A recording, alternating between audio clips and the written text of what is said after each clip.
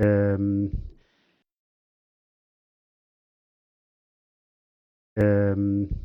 and I have to say that all of the main agents in this recent very dynamic development in Spain belongs to the association. The association has now about 100 members, and we are very active in trying to support the deployment of CSP not only in Spain but also to help supporting and deploying everywhere in the world. Okay, so I am going to follow more or less the index that Fernando already informed to you, and this is the first slide. Covers a little bit of what is being now being constructed and being operated in Spain. So you will see all type of technologies being represented. So I will go much more in detail in the next minutes, and well, the first is just to say the content. So I will just give a very brief story, very fundamental story of solar thermoelectric power plants, the recent boom in Spain and future perspectives, the emerging markets in all the countries that you will see over there. And also there is a very amazing and challenging concept, which is the Desertec, trying to bring the idea of producing electricity in the deserts and to transport and consume in all the populated areas. So this is a very interesting idea that we are also supporting from not only from Portemo Solar, also from Stella, and there are some movements which has been already made at the level of the European Union and different countries, and I will try to report a little bit more in detail at the end of my talk. So the next slide, I will start just by giving you some very old historical examples how the men decide to use concentrated solar power. This is perhaps the first reported activity that was conceived by Archimedes in the Syracuse siege, and by using the reflectors of the soldiers used to protect against the enemies. So they just burned the sails of the boat that were having the siege in Syracuse. So there was 200 years before Jesus Christ. The second slide presents you the genius Leonardo that has already reported a 4-mile linear Fresnel reflector project that was in principle devoted just for producing industrial heat for a cloth dyeing industry steam plant. So it was, I have to say that it was never constructed, but the principle is there, and most of the ideas that are behind this beautiful design are being implemented right now by the Fresnel people, which are doing this type of power plants. Also, well, there is the first solar motor was presented in the 19th century in the Universal Expo in Paris by Augustin Mouchot, and they show everybody that it's possible to have out of the heat to run a mechanical engine, as was presented there. It's a kind of a pioneer of the these steering systems. And the next one is just something that happens only just 100 years ago, more or less, and was the first industrial parabolic trough collector power plant that was built in Egypt near El Cairo, and produced 50 kilowatts steam turbine, more or less 120 horsepower steam turbine. So it was a real demonstration that it is possible to concentrate the sunlight and to produce electricity out of this energy by means of different mechanisms or motors, or in general engineering products. Well, next slide shows you the pilot projects at the early 80s. After the first oil crisis in 1973, most of the countries, especially those countries that were highly dependent on the oil from the oil producers countries, decided to think whether it is possible to get a little bit less dependent on these supplies. And more or less at the same time, there were 5 or 6 initiatives at world level that are more or less reported here. The first one, as you will see with this pointer, you will see here is the Plataforma Solar de Almería, where you can see two different projects. The first one that was inaugurated, was in operation a little bit earlier than the other, is the so-called SSPS Solar Project Plan. SSPS means Small Solar Power Systems.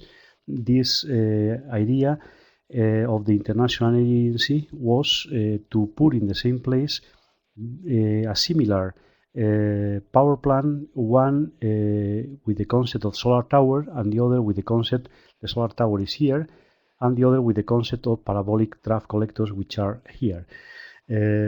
This was only half megawatt, 500 kilowatt each, and those plants both were started at the end of '81. So perhaps was they were the first in the world in getting started at that period of time. The Spanish government decided to develop one pure 100% Spanish project, and they conceived this tower concept with heliostats and the tower that was built in the same place. And these two installations, with the time, became unified and they are very well known all around the world as Plataforma Solar de Almería, PSA, and is perhaps today the most important or the most complete test laboratory for concentrating solar power in the world. The tower in the International Energy Agency project was conceived using sodium as a primary fluid. Was a very, ambitious approach. Sodium is a liquid metal at that temperatures, 500 degrees more or less, that we got in the top of the receiver. And okay, they demonstrate for a while, for 5 or 6 years, that it is easy to produce electricity out of this concept. The problem is that sodium is very dangerous, and we suffer a fire, sodium fire. And after the sodium fire, this test facility was devoted only for experimental purposes, never more for electricity production. The Spanish plan was also very ambitious. They tried to get superheated steam in the tower, and to this respect was something that has been not too much proven in the world until now. And at that time they demonstrate that it is possible to have superheated steam, in the receiver. And okay, they functioned during a period of time, and afterwards all these facilities were devoted for testing of solar elements, and has been the basis more or less of the big development that we have in Spain. And I have to say that this is the basis of all which has been done in Spain in the recent years. Here you will see the Basto one was a 10 megawatt power plant, was a big plant at that time, also using steam in the receiver. And some years after the 81, when this plant was also put in operation, this was also modernized, and instead of steam receiver was a molten salt receiver was put on the top of the tower. And this is right now serving as a reference for all the molten salt tower plants which has been designed in the world. No one is already in operation. One is almost about to be in operation in Spain, and I will report you afterwards. It's a very advanced concept, and in opinion of most of the experts, that's perhaps the way to go in the future for having high efficiency solar conversion of the energy into electricity. This is the French design. The French were very active in the 80s, more or less. Then they forgot everything about solar energy, and they are trying to get in the picture. And this was the Themis project in the Pyrenees, and was a 2.5 megawatts mega power plant, also using molten salt in the receiver. Was, I have to say, at that time a very advanced concept as well. This is the Aurelius 1 megawatt power plant using steam, and this is the NEO plant in Japan, This is 1 megawatt as well power plant, tower receiver, and there was also a very curious design of distributed receiver systems that was also put in the operation at the same time. So those plants were operating some years, and after the oil again went into a normal, more or less prices, well, I have to say that most of the people forget about continuing development in these projects, and the only important development that happened after the early 80s was the 6 plants that were constructed in Mojave Desert in California from the year 86 till the year 91, more or less, and those 350 megawatts, more or less, has been in operation until now. They are still in operation, and they were the basis for providing confidence to the banks to finance the Spanish project, and I will tell you afterwards. So after this introduction, let me say a couple of words about why we think that solar thermal power plants are important for the sustainable world that we think in the future. So if we think which are the main characteristics of an electrical system, first perhaps we'll say that any type of technology should be sustainable or should provide a sustainable activities for the whole world. The countries would like to have security of supply. The countries also would like to have no unpredictable impacts on the economy due to energy increase of prices in the suppliers from the supplier countries. We want to have also some technology that will be risk-free.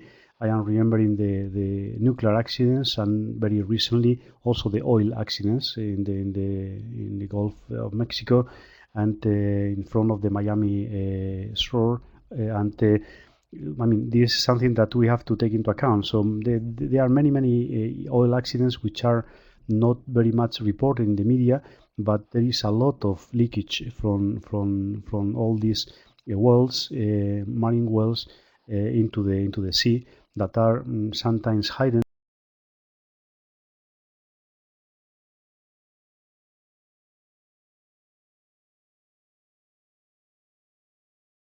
presentation that we hope that in pretty short time solar thermal power plants will be competitive with conventional energies provided certain resource conditions, as I will tell you afterwards.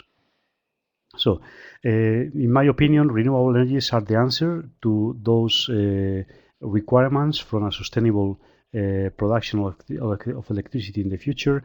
And the only open points, in my opinion, will be to what extent. So, should we aspire to have 100% of electricity out of renewable energy sources, and when we will reach this 100%, or if not 100%, an important share on the electricity production. So you know, as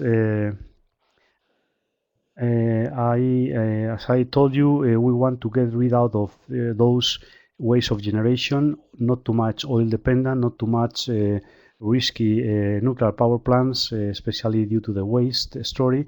And the answer you will find at the right of the slide. There are, in my opinion, 3 main sources. There are some others that also can be applicable, but to a very wide use, perhaps only parabolic trough plants, solar thermal electric plants, wind energy, or bio.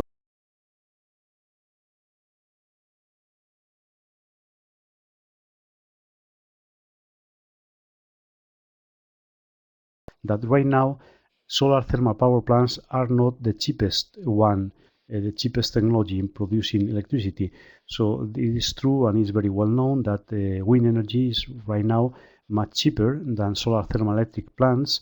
But I say that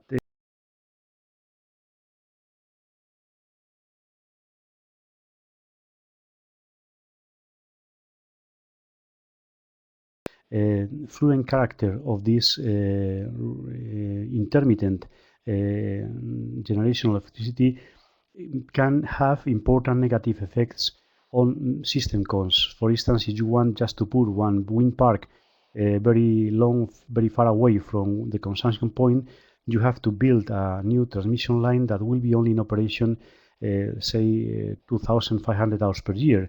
So if you have a backup of solar thermal electric plants, you might make use of this huge investment, which is a transmission line, for a much longer period in the year. And this is the type of things that we have to take into account, and especially when we want to get rid of fossil backup needs.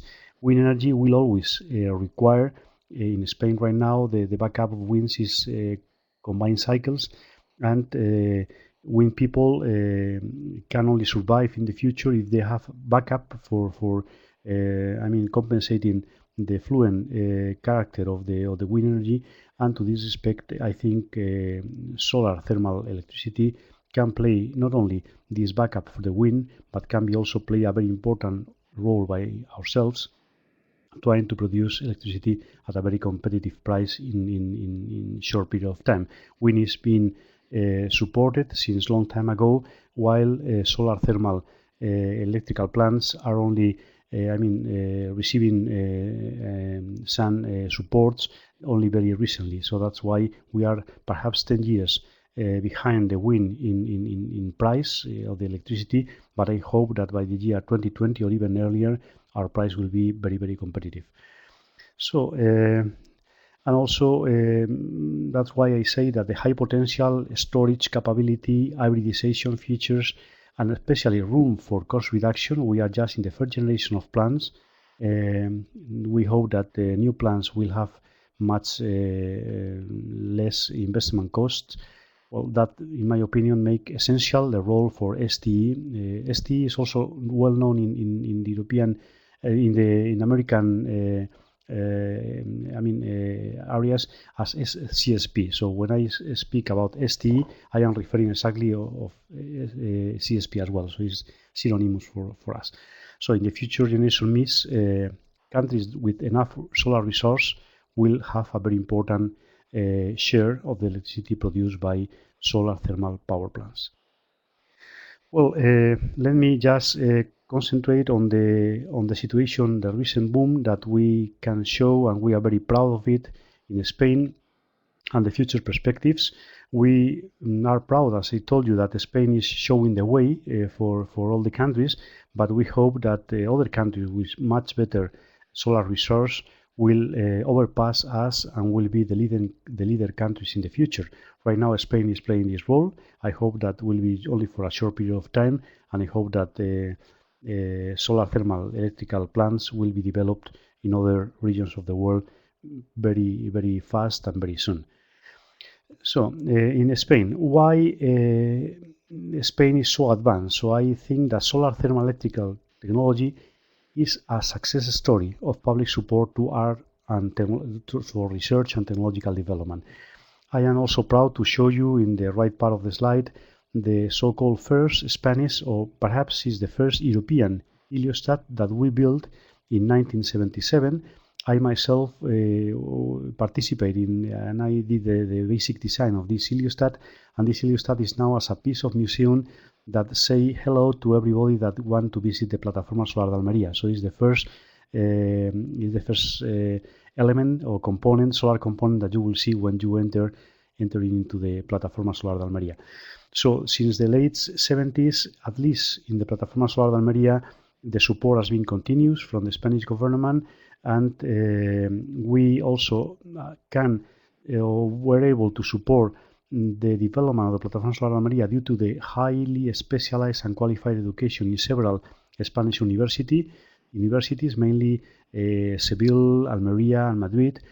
And there was a very active role of research centers, not only the Plataforma Solar de Almería, the CIEMAT as a whole also provide very important research activities for solar thermal electrical applications. And also we were also very, very, very clever, and we were very lucky in having a very important international collaboration. At the very beginning were mainly Americans and Germans, the ones that support the Plataforma Solar de Almería activities. Afterwards, we had a very close cooperation with the Germans, with the DLR, and so we could advance very much, very fast also in developing this type of activities in the plataforma. It's also very important to say that without the feed-in tariff system in Spain, nothing of what I'm going to tell you afterwards would happen, and that's perhaps the main driver in the development of the commercial power plants in Spain. What will happen after the feed-in tariff? The reasonable feed-in tariff was put into the table for this type of tower plants and CSP plants in Spain. Well, altogether was a very, very nice atmosphere, and the Spanish companies that were very dynamic. There is a lot of Spanish companies being very active in process heat, in chemical processes, and so on and so forth. And so they just jump into the new area of activity, and they just were able to design and construct the plans that you will see in a few seconds from now on. This is the map, the map of the satellite map in Spain. You will recognize perhaps very well known Spanish cities, and so if you press the button of looking for big mirror fields, this is what perhaps, if these buttons will exist in the satellite, this is what you will find. So there are many big, many large mirror fields already constructed, and this can be seen from the sky. And also there are some of them, the red ones, which means plants in operation. So these plants in operation are now 12, and in construction there are, in far advanced state of construction, are 22, and I will show you afterwards some photographs of some of these plants under construction and in operation. You may have a very updated information in our webpage, www.protermosolar.com, where you will have the latest status of all the plants, and in some of them you will also find some nice pictures of the plants being constructed or in operation. So this is the map that describes what is going to be either constructed or what is already under construction or in operation. The red part of the table shows the 12 plants which are now in operation.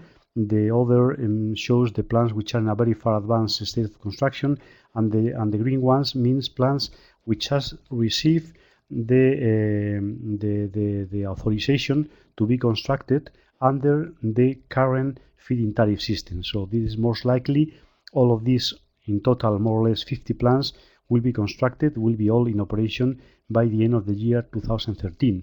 And at that time we will have around 2,500 solar thermal electric plants in operation in Spain.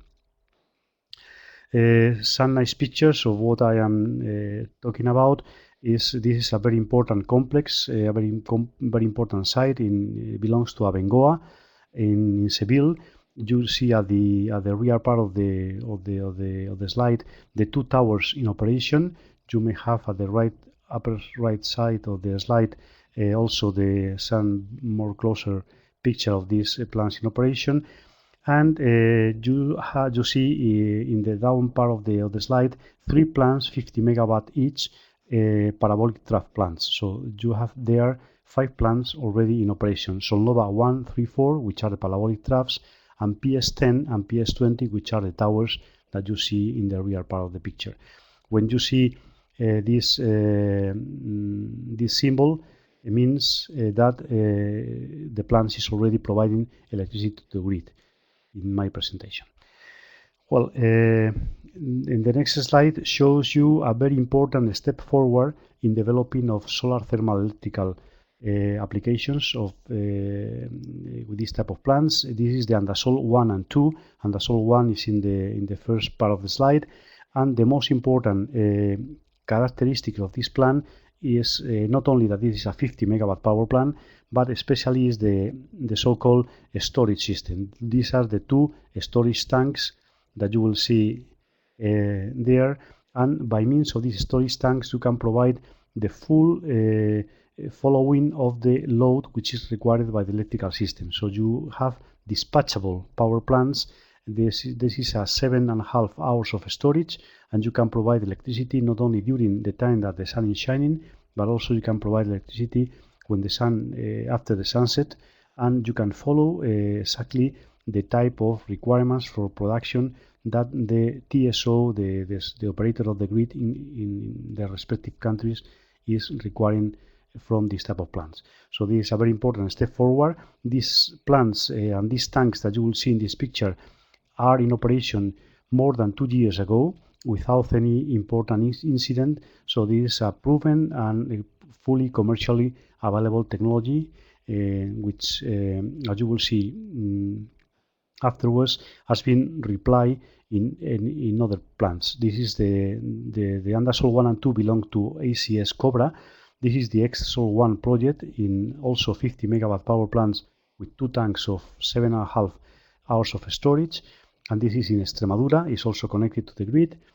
In Spain there have been 2 approaches. One that rely on hybridizing with natural gas the capability to follow the requirements of the load of the grid of the system, and others, as you have shown recently, that rely more on the storage of solar thermal energy with molten salt storage tanks. So this is the second approach, the plants without the storage. This is the 50 megawatt power plants of Iberdrola in Puertollano. This is another plant without storage, 50 megawatts as well, from Acciona in Extremadura. You may see in this upper part of the picture, you may see the type of collectors, which are a little bit different than the others. These are based on aluminum support structures instead of steel ones. So this is a special particularity of the collector of the solar field of this Acciona plant. You have the largest plant in terms of square meters of mirrors which has been installed in Spain belongs to Samca and has been very recently inaugurated. So last week we have been in the official inauguration, although this plant is also in operation 2 months ago, something like that. It's a huge plant with more than 500,000 square meters of mirrors, and also have storage tanks that perhaps can last around 8 hours of storage. This is another technology that we also have in Spain already plants either in operation or in construction. This is the 1.5 megawatt. It's a kind of prototype which has been built in Murcia, in the region of Murcia, and belongs to the German company Novatec Biosol. And this is the other type of technology, the fourth technology, which is the dish Stirling technology. This is a 1 megawatt power plant which is about to be finished. It's almost complete, and that's why you see here the blue symbol telling that this is under construction yet. But this is almost finished, and well, when I've been visiting this plant, I was very pleased to see that all the motors, not 90% of them, but all the motors were in operation, having the same noise, the same behavior, and was a very reliable power plant.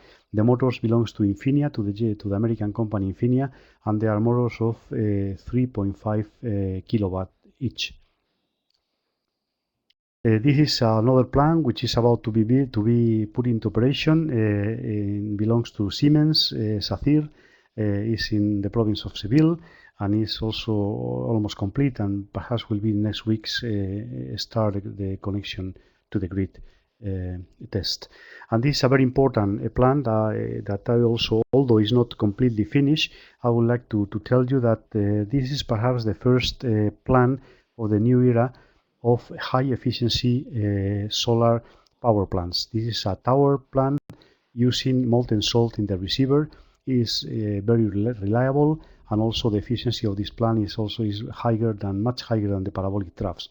So most of the experts think that perhaps it will be the type of technology that will be the winning technology in the future for large applications or for large electricity generation power plants. Perhaps Stirlings and Fresnel may have another type of applications. Fresnel can also be used very, very simply for industrial heat, and Stirling can be is much modular, does not requires water for cooling the cycle, and this can be deployed in a much modular way than all the others. Well, the breakdown of the operative under construction or registered plan in Spain, these about 50 plans that I spoke about, are in total an amount of 2,423 megawatts that will be in operation by the end of all will be in operation by the end of 2013. This is the breakdown of technologies. You may see is very much unbalanced, is not even at all. 94% of the plants which has been built in Spain in terms of power are of parabolic trough concept, while only very few, 2% are towers, 1% are Fresnel, and 3% are Stirling projects. So this is the only reason behind this graph is that the banks, which are the ones that finance the projects, had much more confidence in parabolic trough plants because there has been operation in the United States since 1990 more or less, and they are more than 20 years in operation, and so they rely much more in already proven projects than the towers that has in principle some more risky appealing than the others. But I hope that in the future, and especially in the States, as you will see afterwards, they are more or less even distribution of projects between tower and parabolic troughs in the future.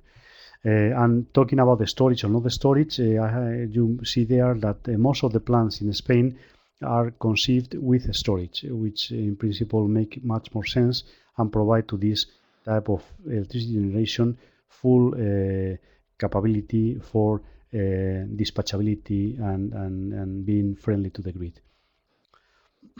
What is going to happen in Spain in the coming years? Well, the only thing that we have clear right now is the so-called phase one of projects. You see there a lot of boxes. Each box more or less is a box of 50 megawatt power plant. The different colors means the different companies which are building the plants, and you will see that by the end of the year 2010, this year, we are going to have around 831 megawatt installed. So this is what we know for sure. In the coming months, we are going to increase the current power installed in Spain, which is right now around 500 megawatts. We are going to be in 3 or 4 months from now, we are going to reach more than 800 megawatts. What is going to happen in the future? So in principle, what is clear is the blue line means what has been already approved by the ministry until the year 2013, the end of 2013. What is going to happen afterwards? Well, we have some doubts. We don't know exactly which is the trend that we are going to follow. The red is what the industry is expecting. The green, the 7,000 by the year 2020, is perhaps a kind of continuous case of what is going to happen until the year 2013, but we have some doubts that perhaps due to budgetary problems, we in the action plan that Spain has presented to the European community, they refers only to 5,000 megawatts. So we are going to do our best to increase this power installed and to make the faster and wider development or deployment of these plants in Spain. This is going to be perhaps you will have it in the web page, and you may consult it a little bit more in detail afterwards. But that's in Spain. Although you may think that we are in a kind of paradise for this type of technology, we have been suffering a lot of attacks or intentions for changing the current regulatory system. And so in 1 year we have already passed through some uncertainties, like in May last year, like in October last year, or in May this year, where we have already to react, and finally we more or less fix it, and we are now again in the same trend or in the same profile that you saw in the picture before. We reached really recently in July an agreement with the ministry. It's not officially published, but we hope this will be published pretty soon. What is next in Spain? Well, the agreement that we have already reached applies only to the plans which has been already registered, while it's not already defined what is going to happen until the year 2020. This must be negotiated, but we already know that Spain has presented to the European community the so-called action plan, where Spain says that we want to have 5,000, almost 5,100 megawatts in the year 2020. As I told you, we'll try to do our best just to increase this figure in the future.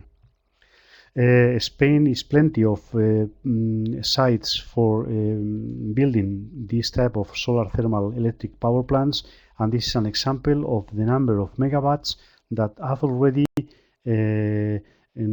got a right for connection in the Spanish grid. So there is more than 15,000 megawatts already with the right to be connected if the plan is developed.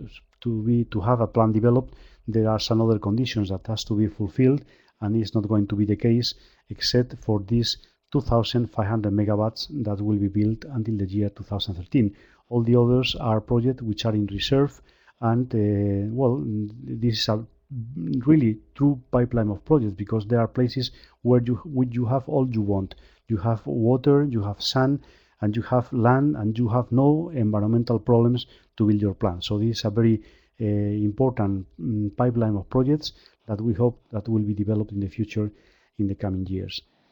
Talking about the emerging markets, so first I would like to refer to the European Renewable Energies Directive that opened not only by obliging the member states to fulfill certain objectives by the year 2020, they provide the flexibility mechanisms to be able that, for instance, one plan will be built in Spain, supported, for instance, by Ireland or by Luxembourg, and the generation electricity will be accounted into the Irish or the Luxembourgish accounts for the 2020 objectives. So this is very important and very interesting flexible mechanisms.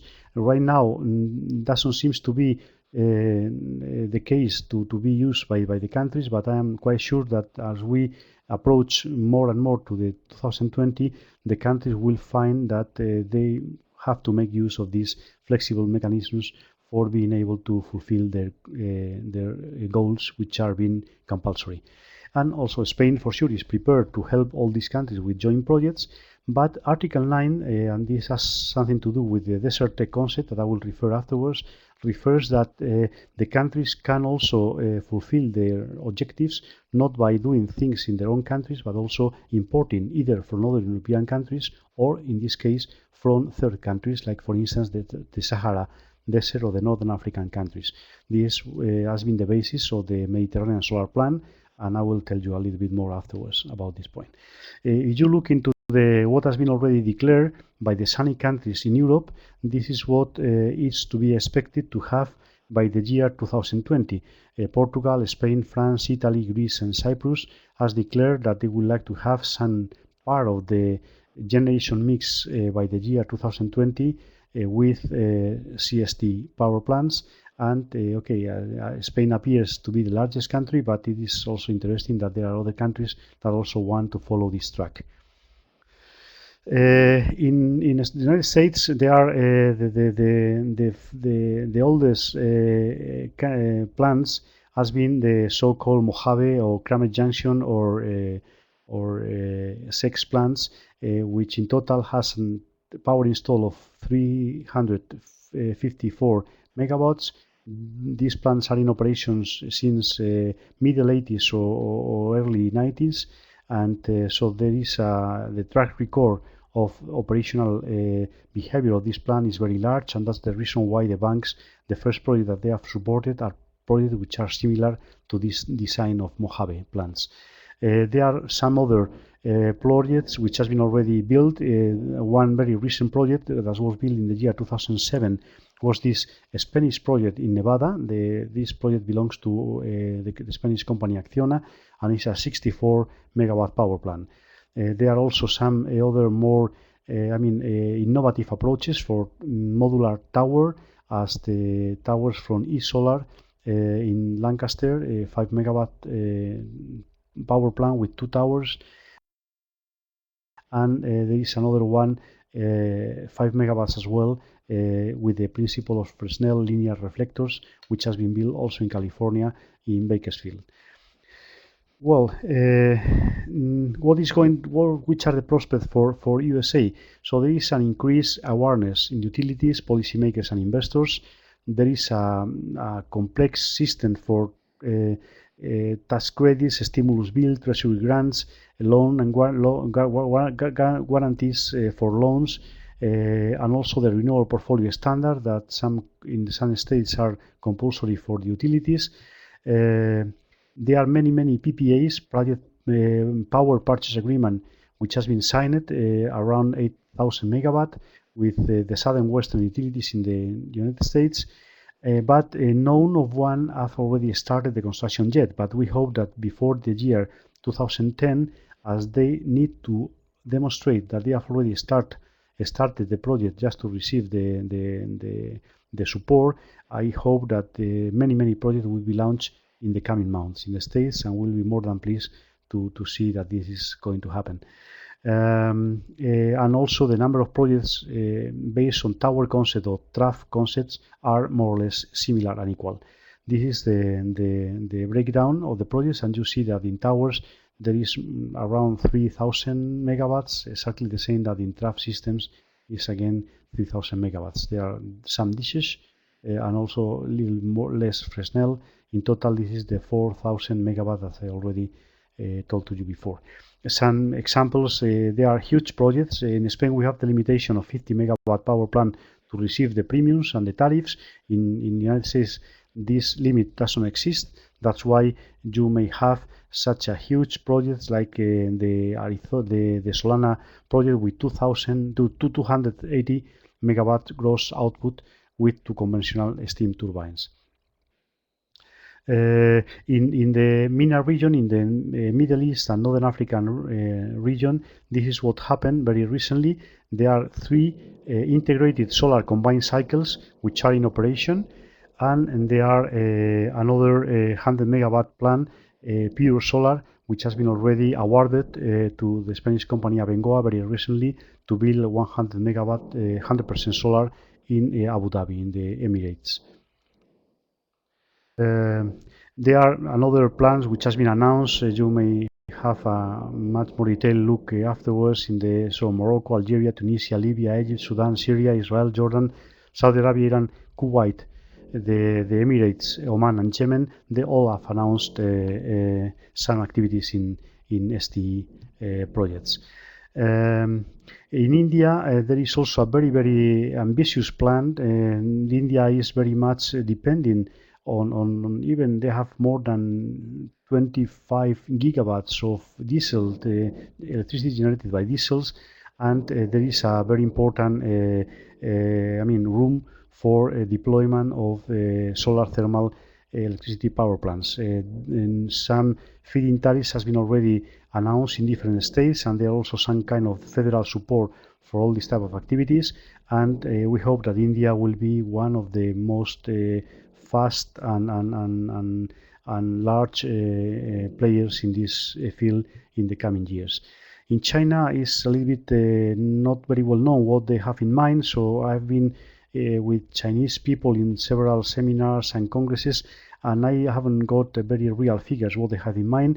I think that if they see international references in this type of technology, I'm quite positive that they will accelerate all their plans and they will jump into this sector very soon. So right now they are already fabricating the absorber tubes for parabolic trough collectors, which has been sold already in Europe, much cheaper than the ones which has been produced in Europe.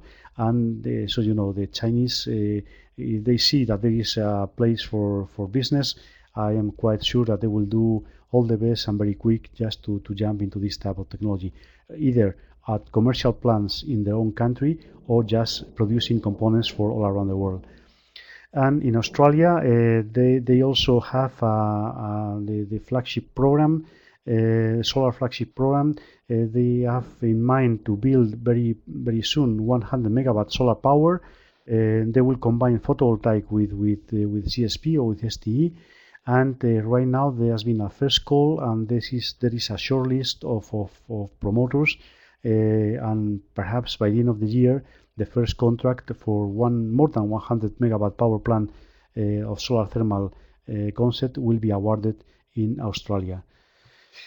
Okay, this is you have a look on the overall world. This you will see that there are some places where the plants will function much better. There are places with 30% more radiation than the one we have in Spain. There are for sure other parts of the world where nobody will think of installing this type of power plant. So you have the distribution between excellent, good, suitable, and non-suitable, and so Spain is more or less in a suitable position. So there is much better places in other parts of the world, and that's we think that other countries will follow what we did in the past, and they will present very important developments in the coming years. The International Agency have published very recently this interesting graph where you see that based more or less on the Desertec idea, and they think that there will be parts in the world where the electricity out of solar thermal power plants will be produced, and others where will be consumed. In the United States, in principle, they will be more or less even. They will not export by the Atlantic to any other country, and it is in principle reasonable that they will produce and they consume exactly the same amount of solar thermal electricity. But in Europe, or you look at Europe and Africa, you will see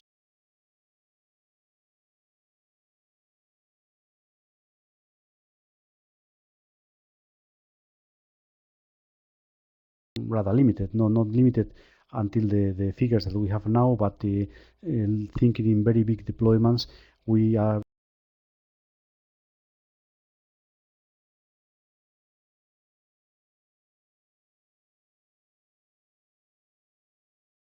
consumption.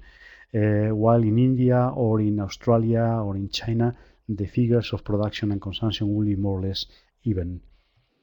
The International Agency has produced a very recently has produced the solar thermal electricity roadmap, and in this roadmap they show that in the year 2050 there will be a very fair distribution of solar thermal power all around the world.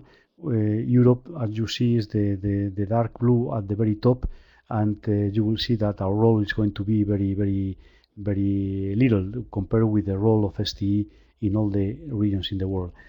This is another type of showing more or less the same story. This is a report which has been published in April this year by a very recognized institute as the Emerging Energy Research Institute, and you see that the light blue is Spain. You see into the right, you will see that Spain by now, by 2011 or 2012, will be in the leading country, but the dark blue, which is the United States, we after the year 2013 is expected to be more power installed that we have in Spain. So this is a very interesting forecast, and you may see also in this picture something which does not belong to the emerging energy research but belongs to me, is the so-called the long and dark solar thermal electric night, and this is the period of time that passed between the 1991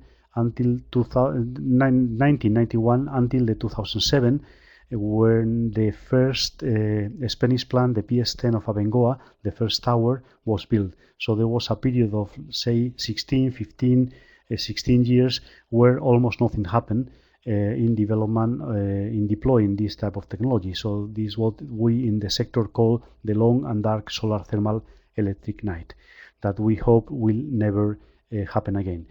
And so just to finish, I will say a couple of words about the Desertec concept. The Desertec concept follows the idea of the professor Gerard Nies from the Desertec Foundation and from the Club of Rome from the German section of the Club of Rome that many years ago is advocating to produce electricity in the desert part of the globe and to send by high efficient, high voltage direct current transmission lines to distances perhaps 2,000, 3,000 kilometers away, due to the fact that in 3,000 kilometers distance with high voltage direct current, we only will lose less than 10%. So that is a very challenging approach, and this has been more or less presented in different ambience and different fora, and the rationale behind is that just with a very simple, very little square of in the desert of Sahara, we can produce the electricity that is being consumed in the complete European Union of 25 countries. So this is something that shows you which is the difference between the resource and the need, and that shows us the trend to develop this type of technology where the sun is shining with more intensity than in other countries, but being able by submarine cables to transport the electricity and to consume in Europe. The concept mainly is based in the idea that 90% of the mankind can consume clean energy, clean electricity from the deserts if we follow this idea. There is many administrative and regulatory barriers to be overcome, and that's why there are several organizations or several activities running in parallel that can perhaps confuse you. Many people think or ask me which is the difference between the Desertec and the Solar Mediterranean Plan. So there are in principle different organizations which are approaching the same goal. The Solar Mediterranean Plan is more or less the basis of this idea, was launched in the year 2008 and has been already subscribed by more than 40 countries. The problem is that there is a little bit bureaucratic the activities within the Mediterranean solar plan, and you don't see too much advance.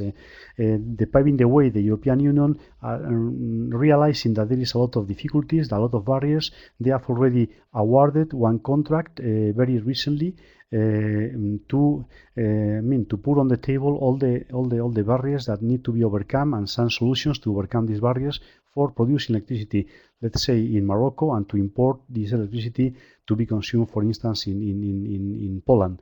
And this is what is the Paving the Way project is trying to develop and to help in trying to make it possible. The Desertec Industrial Initiative is, as you see from the name, is the initiative from different industries, from different companies that have created an organization, a company, just to develop and to make as soon as possible, to make that it happens as soon as possible. And the Transgreen Industrial Initiative is more or less the same. It's an industrial initiative which has been launched by different companies trying to make possible the transmission lines from the northern African countries to Europe, and to in this way to make possible that this Desertec idea can go through. And so some final reflection on technology and cost. You have seen 4 types of technologies. All of these technologies has different pros and cons, works with different or can work with different fluids, and so there is a lot of research being conducted right now trying to get the maximum as possible from all these 4 technologies in terms of the temperature of the heat transfer fluid, to increase the efficiency, to increase the storage capabilities, to provide for less water needs for cooling purposes, less land utilization, to provide for hybridization with biomass and things like that. So there is a huge activity being conducted mainly by the companies with the support of research centers that also can provide new designs and new conceptual designs in the coming years, where we hope the cost of electricity will be very much reduced. There is something which is available in the webpage of Stella.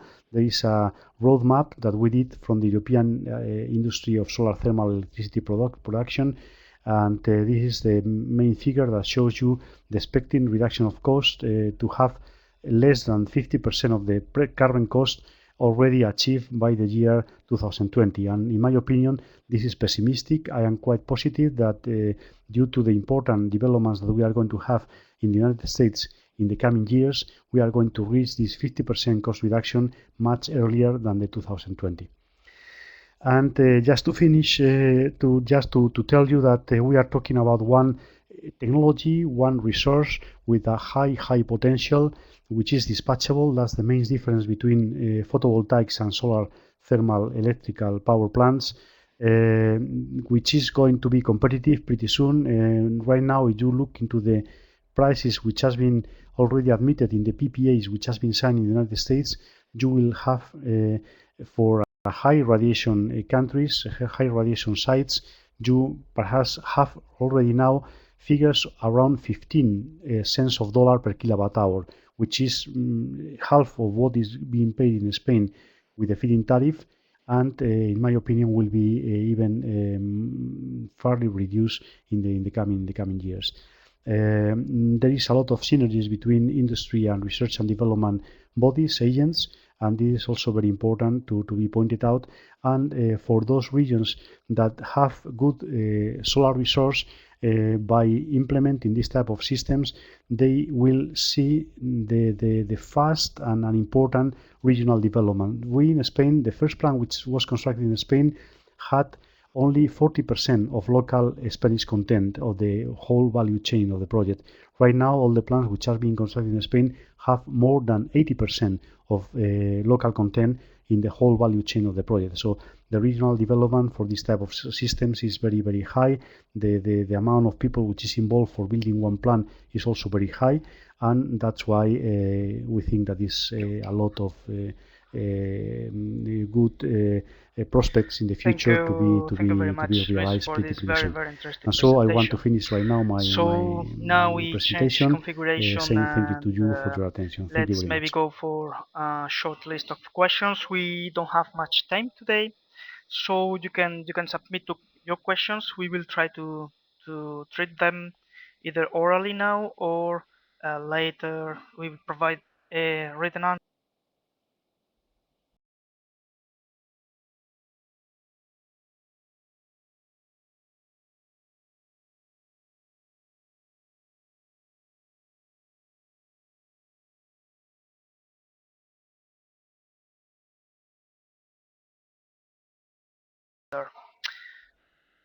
So let's go for a first question. Luis from Ecofis, please can you inform me again on your arguments why the specific tower technique that you showed will be the cheapest electricity production technique in the future? How can I, should I, okay, so how can I place these arguments in comparison to the statements from the German DLR that TRAF is and will stay the cheapest technique because it's ahead in the market now and stay ahead, and because new techniques that are said to make tower cheaper can also be used for TRAF. Yeah, So thank you for this question. Luis, you can yeah. go ahead. Well, I have real facts to support my arguments. So I know already the prices which has been already submitted for big trough plants and also for tower plants. And I know that right now, although there are not too many plants, tower plants in the market already, I know that the prices are cheaper for troughs for towers than for troughs. The main reason, the main rationale behind is that it's much simpler to run a tower plant, and also you will run the plant with a much higher temperature, and that provides the round numbers of efficiency for trough plants will be less, perhaps, or around 15% of efficiency for troughs, while in towers you may have very easily, you can reach 20% of efficiency. That means that you have a huge relative increase of efficiency, that means that you will require less reflective surface for providing the same amount of electricity. So this is something that is more or less very clear in terms of efficiency. Everybody admits that the towers will have much better figures. Towers can work very easily with molten salt, while the draft people is researching, is investigating very much in detail why or how they can change the heat transfer fluid, because the oil that they are using right now is rather limited to 400 degrees C, and with this 400 degrees C as the maximum temperature in the cycle, you have much less efficiency on the cycle. While in the tower you can use not only molten salt at 560 degrees C, but also you can think of towers using air, pressurized air in the receiver as the solar part of the combined cycle, and you may reach efficiencies of more than 30-35% very easily. So that's why I think that there is many better possibilities for reducing the price in towers rather than in parabolic troughs. Hello, hello, hello, hello. Okay, yeah. Fernando, Thank you very much, Luis, for this answer. the image of. Okay, yeah, no, I got it. Yeah, I got it. Yeah, okay, Okay. yeah. Okay, good. So very well. Thank you very much. So maybe we have still time for a second question. It's about deserts and sandstorms. Is there any estimation of how can we deal with that? Yeah, I think this is a very hot question, and until now, I think there are already three plants already in operation in Africa. As I told you, there is one in Kuraymat in Egypt, another one in Beni Matar in Morocco, another one in Hassi R'Mel in Algeria, and we are now having the first experiences in how the sandy atmosphere may affect the mirrors. And in principle, people doesn't think that is an important problem. So I think they can deal with them. They can just try to clean from time to time, and just to keep a very high reflectivity as much as possible with the less water consumption as possible. And but it's something that perhaps we haven't suffered yet very strong sandy storms. So I think this is something that perhaps the experience that we have now is not enough for answering properly this question. I think this is something that we will see in the future, and this perhaps may be an important difficulty for deploying plants in the desert. But I hope that the effects will not be as important as expected, and we can still going ahead with this vision, very important vision of the Desertec concept.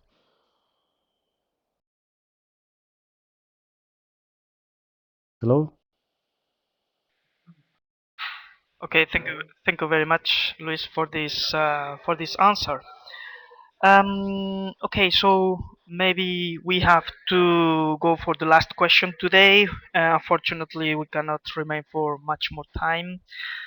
So let's go with this question. What technical and practical areas of CSP have remaining cost savings? Well, you have mentioned some of them. Can you tell us a bit more? Thank you, Luis. Yeah, well, mainly, I mean, there is factors of scale is perhaps one of the first that should be mentioned, but there is, new components, new materials for components. People are thinking in replacing the mirror, the glass in the mirrors by aluminium, for instance, with some kind of support structure that provide stability and rigidity to the shape of the parabol. Also changing the oil by molten salt or by using direct steam generation in the absorber tubes.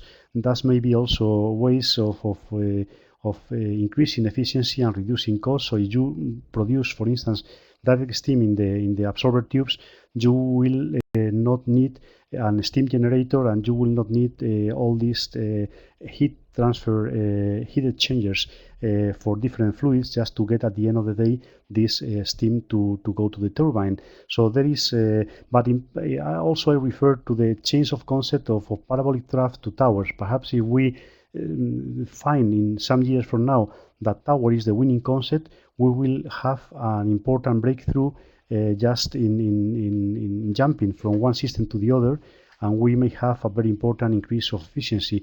So there are things which are related to component development, others which are related to factor of scale, to mass production, other to change of concepts, and altogether they may provide a very important cost reduction in the future for this type of technology.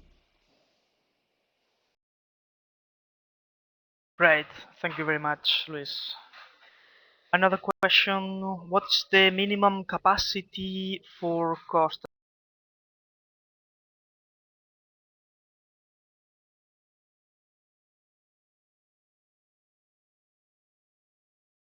Stirling dish, one dish with one Stirling motor, and you may have, depending on the application, depending on the type of alternative to be substitute, you may have different sizes for huge applications, for huge electricity production, just to be connected to the grid. The largest, the best. But there may be perhaps in isolated areas, in islands, in places where the grid is not very much developed, where you may have perhaps plants of 10, 15, 20 megawatts with a huge storage system that can provide base load, and they may be competitive, for instance, with all the diesel generation that are in many undeveloped countries right now. So, I mean, the answer to this question is very much site dependent, and you may find, all the levels of projects from few kilowatts with the Stirling motors to hundreds of megawatts with either with towers or with parabolic troughs to be deployed, and depending on what are you going to substitute, will be cost effective or not. Okay, thank you, Luis, for this answer. So the last question, well, this is a market-oriented webinar. However, we have a question on technical software, whether there are professional software available for designing Excuse me, fields, I receiver, lost and you, power block. Fernando.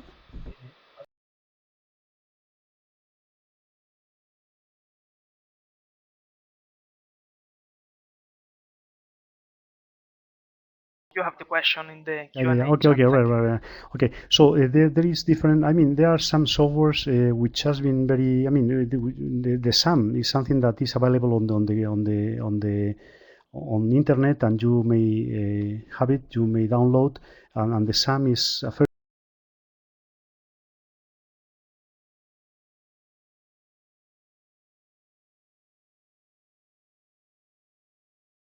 proprietary softwares which has been developed by different companies. The companies which are now designing the plans, most of them have more or less proprietary softwares based in Del Sol, Houston Code, and Huffle.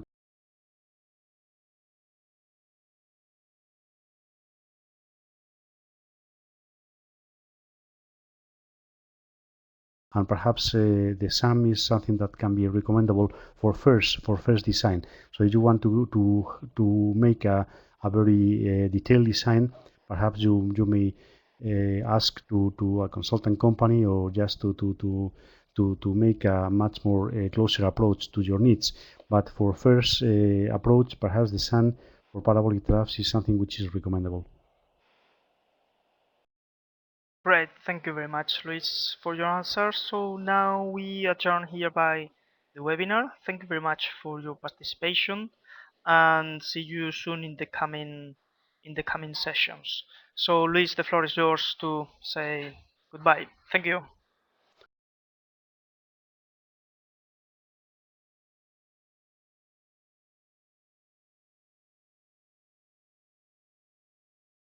Just to ask further questions you may have.